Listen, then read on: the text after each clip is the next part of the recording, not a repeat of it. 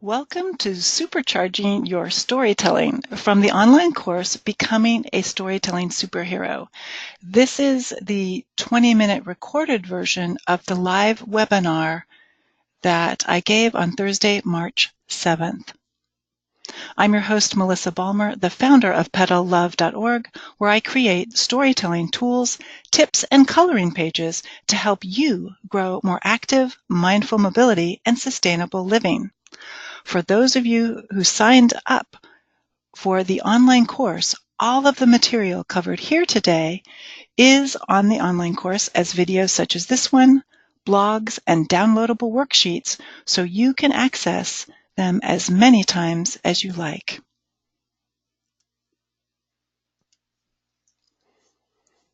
We all have the extraordinary coded within us, waiting to be released. This is one of my favorite quotes from Dr. Jean Houston, an author, lecturer, and extraordinary storyteller. Here's the truth that I want you to remember today. You are part of one of the most important conversations of our time, how we get around in safer, healthier, and more sustainable ways. My goal with this video is to help you become an extraordinary storytelling superhero and to inspire you to teach others to do the same. Now I'm going to go over some of the material we covered in the last video because they're really important. Why storytelling, people wonder? Why is it such a buzzword today? Why is it everywhere? It turns out that masterful storytelling is, quite frankly, one of the most important tools you can use to help change hearts and minds. And anyone of any age and any background can become a storytelling superhero. If you missed my 3-minute video on the 5 key scientific reasons that storytelling is so important, you'll find it in the online course and on the YouTube channel for PetalLove.org. I highly recommend you take the time to watch it if you've missed it, especially if you're still confused about why data and facts alone aren't working. Now, it's your turn. Now we're going to look at how you can supercharge your storytelling personally for the important work you're doing and transform your communications, presentations, and sales. The best stories for you to use are called heroes' journeys. These are the stories that have uplifted and encouraged people throughout history. Think of classic stories like the Lord of the Rings trilogy, Cinderella, Beauty and the Beast, and modern stories like Harry Potter, Black Panther, and the Hunger Games. The list goes on and on. These are heroes' journey stories. Of the 7 classic story arcs of all time, 5 of them are heroes' journey stories. That's right. Around the world, throughout history, there are only 7 classic story arcs, and heroes' journeys are 5 of them. That's how important they are. Your mission, if you should accept it, is to go on a path to become a storytelling superhero by discovering your own hero's journey stories and molding them into compelling pieces to truly engage your audience. And then, of course, to help your colleagues, your network, and those you serve to do the same. Your goal is to use these stories in your communications, presentations, interviews, social media, conversations, and more to help transform them and make them remarkable. How do you use these stories? You layer them into your presentations, communications, social media, and more, just like a cake. A good rule of thumb is to have stories in your back pocket to use as 3 to 5 minutes for conversations and presentations, a few paragraphs, up to 5, say, for a blog, 1 to 3 paragraphs for a print or email newsletter, and 1 sentence to 1 very short paragraph for social media. And now I'm going to give you an example of people that are doing extraordinary storytelling. The Girl Trek movement was launched in 2010 when 2 friends came together over their love of good food, great music, and the power of walking. Since then, founders T. Morgan Dixon and Vanessa Garrison have built a walking and social justice movement for Black women. It's engaged almost 200,000 women in walking and political action. Their goal is 1 million by the end of next year. And they do a remarkable job of storytelling. They're such good storytellers. These two women have been invited on the TED Global stage not once but twice, and recently, I think just last week, they hosted a 5-day walk in honor of Harriet Tubman for Women's History Month in 2019. From Canada, we have Chris and Melissa Brundtland of Moda City. Also in 2010, Chris and Melissa decided to give up their family car and, like me, found a whole new life by sharing their adventures of biking, walking, and public transit through storytelling. Their artistic eye and engaging imagery with photos, filmmaking, and social media led them to writing a very well-received and popular book about bicycling. And at the end of last year, Chris was recruited to become the marketing and communications manager for the Dutch Cycling Embassy in Delft. You, too, can harness storytelling for similar and remarkable results. But you've got to discover your why. Chances are you have several hero's journey stories that illustrate exactly why you're either working professionally or volunteering your time to grow more active, mindful mobility and a sustainable world.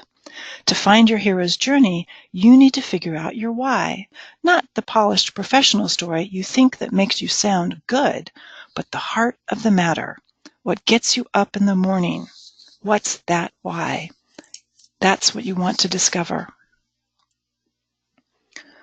My polished professional story was that I was recruited into bike advocacy before I ever rode a bike again. And then it took my friend Charlie Gandy, now my partner, 6 months in 2009 to talk me into going for a ride. I hadn't been on a bike in over 25 years. I thought because I deal with chronic fatigue and pain, it really wouldn't be any fun, and I couldn't go anywhere useful. I'd forgotten that the bike was a strength maximizer. But once I rode again, I was hooked. But that wasn't my real hero's journey story. That wasn't the heart of the matter. The truth is that I'd given up my car in March of 2007 because it had been impounded for unpaid parking tickets. The irony is that I'd wanted to donate it at the end of the previous year, but sat on my hands. I was embarrassed that after living 10 years with chronic migraine and fatigue, I hadn't learned how to be more financially stable. I thought that my friends and my colleagues and my family would look down on me for not having a car. But I finally did it. And the upside for me was the classic hero's journey story of rebirth. I would never have found my new career as a storyteller if I hadn't let go of my car and rediscovered the joys of biking, walking, and public transit. So now let's go over a brief review of what a hero's journey story is. The hero's journey story always has a beginning, a middle, and an end. Without it, it's not a story. It's an anecdote. And it's usually shaped much like a triangle. The hero's journey follows something called the classic narrative arc. This is the structure of the plot, how things unfold in the timeline. And it turns out that the stories we humans find most interesting, and have done so for thousands of years, follow a similar shape and pattern to this one. To make your own stories truly compelling, you need to map them to this narrative arc. First is the exposition. This sets the scene. Often it tells of a normal that gets disturbed, but not always. Sometimes things begin bad with a longing for something better. Next is the rising action or inciting incident. This is your hook to catch your audience's attention. Something happens to challenge the hero, you. In my case, my car was impounded. Third, we have the climax. It's also known as the turning point. This does 3 things. It's the height of the story's action, it answers the story's biggest questions, and it marks the beginning of the story's descent into resolution. I decided to go ahead and let go of my car. The falling action is when you see light at the end of the tunnel, but at least one more twist was in the road. In order to give up my car, I had to take 2 bus trips in over 90-degree weather to the impoundment yard to get all of my stuff out of the trunk. It wasn't a fun journey, but the bus was nicely air-conditioned, which my car had not been. Finally, the resolution. All heroes' journeys must have an ending that wraps up the story. It doesn't have to be happily ever after, but it needs to be happy for today. As soon as I gave up my car, I had a great sense of relief. No more gas to buy and no more insurance. And then the secret 2-step elixir. You're going to add to this an aha moment where your worldview shifted. You're going to share a time when you saw the world anew, or your worldview basically flipped. My aha moment, world shift, was when I realized that not only did giving up my car bring economic relief, as well as not having to remember where the heck I'd parked it in the first place in my parking-impacted historic neighborhood, but also it gave me more time to read.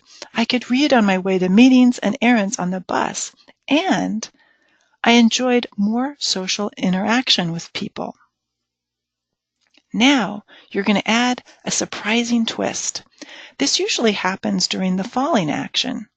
Those of you who are fans of the Star Wars movies remember in the original trilogy that Luke Skywalker finds out the surprising twist that Darth Vader, his biggest enemy, is actually his father, and Princess Leia, who he has a big crush on, is his sister.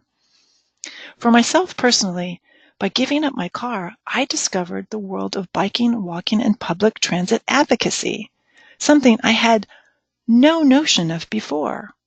And I found a world where my skills as a writer and a traditional and social media specialist was welcomed with open arms. By giving up my car, I've worked on some of the biggest projects of my life, as well as finding the most interesting and rewarding work. And I'd bet money that many of you have similar aha moments and surprising twists that you can share. Now, magic begins to unfold when you do the next 3 things to add real polish and real sizzle to your stories. First, you use interesting illustrative metaphors in your stories. A metaphor is a figure of speech in which a word or a phrase is applied to an object or action which is not literally applicable, but it makes the topic and the story much easier to understand. The first one that comes to mind that people use all the time is, it's just like riding a bike. And of course, it's a piece of cake. Next, you use something called alliteration to make your sentences and your paragraphs pop. This is when you use the same letter in 1 or 2 words in the same sentence or in the same paragraph. Example of this is, think of your story as a love letter to language. Think of yourself as a storytelling superhero. And third, you repeat key words or phrases and themes to make them memorable throughout your story. Don't do this more than, say, 3 times, but think of how marvelously Dr. Martin Luther King Jr. used I Have a Dream in his fabulous speech. In closing, how do you use these stories? You layer them in your presentations and communications like a cake. Think of your data and your facts as the cake. You need them. They give you the gravitas, but you also need the frosting of stories to make your information delectable and delicious and people wanting more. You layer your stories in, 3 to 5 minute conversations and presentations, a few paragraphs for a blog up to, say, 5, 1 to 3 paragraphs for an email newsletter or a print newsletter, and 1 sentence or a short paragraph for social media. Thank you for your time today. This was hosted by myself, Melissa Balmer of pedallove.org, and I look forward to seeing you again soon. Here's our sources.